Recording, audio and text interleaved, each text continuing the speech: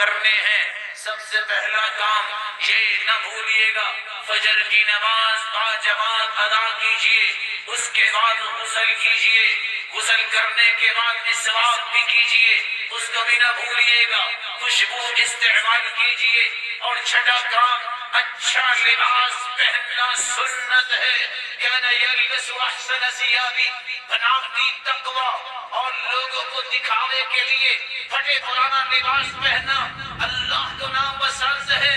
یاد رکھنا، اگر تم نیک ہو، نیا لباس تمہاری نیکی کو ختم نہیں ہونے دے گا۔ اگر تم برے ہو تو پھٹا پرانا لباس پہننے سے تم اچھے نہیں بن سکتے۔ رب تعالیٰ کے پیغمبر کی سنت ہے۔ چھٹا کام اچھا لباس پہننا۔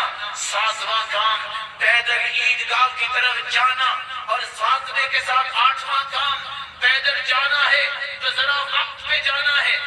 جب کی صحابہ گھر سے غسل کر کے ہی فجر کی نماز پڑھنے کبھی آ جایا کرتے تھے۔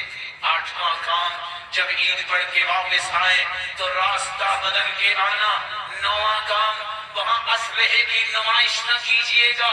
ہاں، اگر سیکورٹی کے لیے بندوبست کیا جائے تو جائز ہے، کیونکہ صحیح بخاری کی روایت ہے الا ان یخافوا عدوا، اگر دشمن کا ڈر ہو تو پھر تیر تلوار ساتھ رکھا جا سکتا ہے۔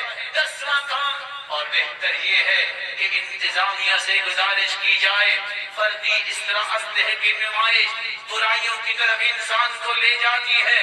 10واں کام، جب عیدگاہ پہ جاؤ تو وہاں جا کے نہ عید نماز سے پہلے کوئی نماز پڑھنی ہے، نہ عید پڑھنے کے بعد کوئی رکعتیں پڑھنی ہے، بلکہ عید پڑھنے کے بعد گھر آ کر 2 رکعتیں رسول اللہ صلی اللہ علیہ وسلم پڑھا کرتے تھے۔